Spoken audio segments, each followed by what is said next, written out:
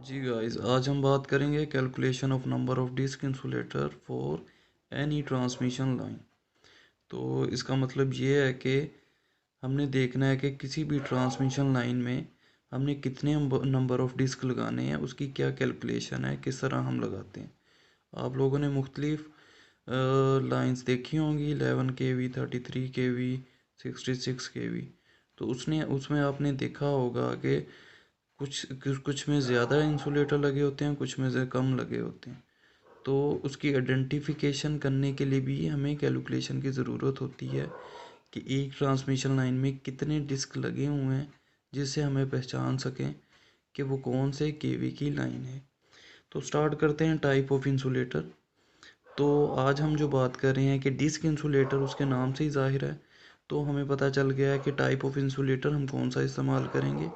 इसके अलावा हमारे पास होता है pin insulator, post insulator, shackle insulator और डिस्क इंसुलेटर। मोस्टली हम जो बड़ी लाइनें हैं उसमें डिस्क इंसुलेटर इस्तेमाल करते हैं सस्पेंशन के लिए और उसके लिए स्ट्रेन के लिए भी। अच्छा, नेक्स्ट आ गया point number 2, number of disc insulator dependence upon. कि जो डिस्क इंसुलेटर है वो किस चीज़ पे डिपेंड कर रहे हैं, कि कितने लगेंगे, किस चीज़ पे लगेंगे, क्यों लगेंगे। तो उसके लिए जो उसकी डिपेंडेंस है वो डिपेंड कर रहा है कि कितने केवी की लाइन है, कि कितने वोल्टेज की जो लाइन है। तो उसके हिसाब से हमने डिस्क इंसुलेटर लगाने होते हैं।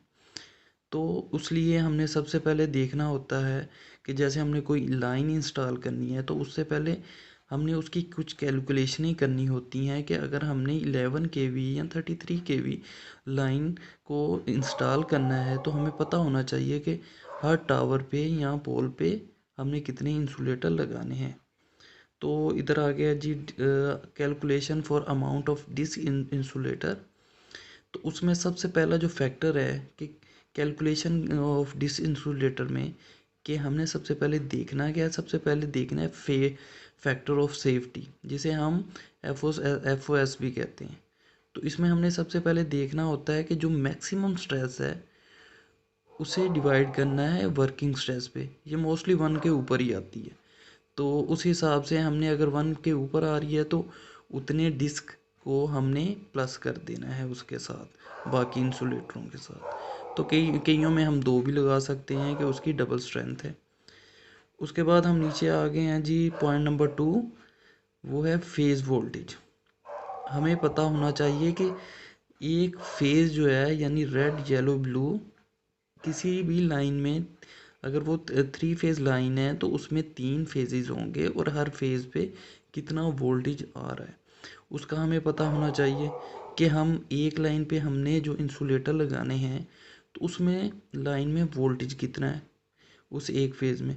तो उसका फार्मूला है phase voltage equal to line voltage divided by √3, जिसे हम 1.732 भी कहते हैं।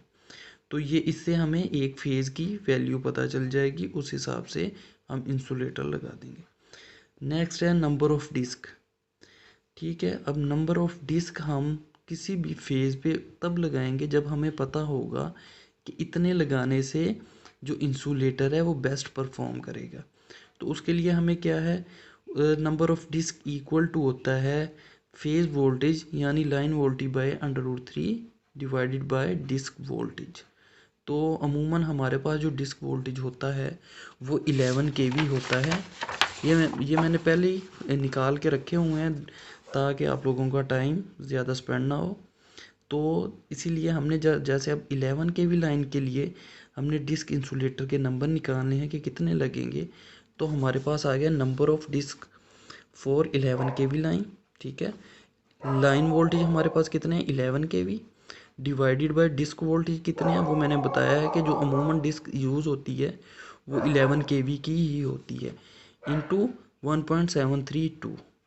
तो ये हम कैलकुलेट करेंगे तो हमारे पास आंसर आएगा 0.57, यानी कि जो हम राउंड अबाउट करके 1 के इक्वल ले जाएंगे, क्योंकि एक डिस्क कंप्लीट कर देंगे।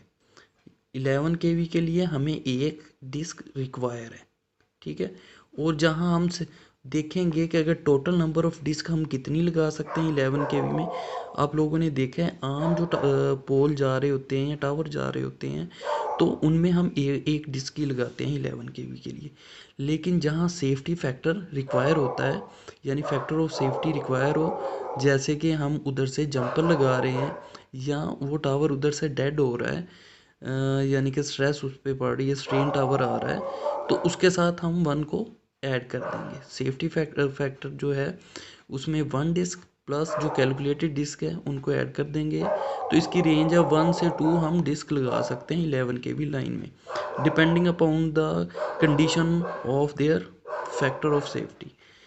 नंबर 2 है 33 के भी लाइन है। 11 के के बाद हमने 33 के भी लाइन की है, तो उसकी कैलकुलेशन भी सेम है। लाइन वोल्टेज हमें पता है 33 के है और डिस्क वोल्टेज 11 के और 1.732 इनको कैलकुलेट किया है तो हमारे पास आंसर आ गया 1.732।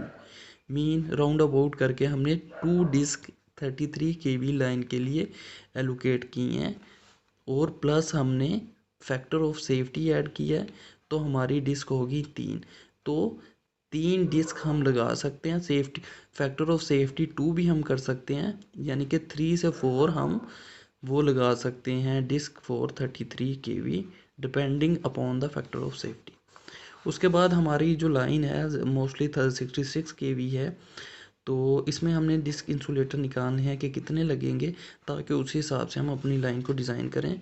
तो लाइन वोल्टेज हमारे पास है 66 और डिस्क वोल्टेज 11 केवी 1.732। इनको कैलकुलेट किया तो 3.46 आ गया। तो उसे राउंड ऑफ करके हमने 4 तक ले आए हैं, यानी 4 डिस्क लग सकती हैं 66 केवी में। 4 डिस्क के साथ हमने 1 सेफ्टी फैक्टर लगाया तो 5 डिस्क लग सकती हैं, यानी 4 to 5। यहाँ पर अगर डबल रिस्क ले रहे हैं तो हम 6 भी लगा सकते हैं। मोस्टली क्या है 4 to 5 इसकी डिस्क लगती हैं और जहाँ स्ट्रेस हो उधर 5 डिस्क लगा सकते हैं और 6 भी लग सकती हैं।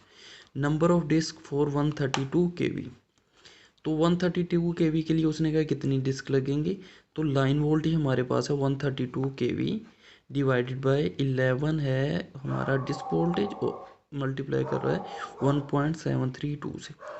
कैलकुलेट करने के बाद हमारे पास जो नंबर ऑफ डिस्क आ रहे हैं वो 6.92 है, तो हम 7 लगा देंगे। 7 लगा दिए, 1 सेफ्टी फैक्टर लगा दिया तो हमारे पास 8 डिस्क आ गए।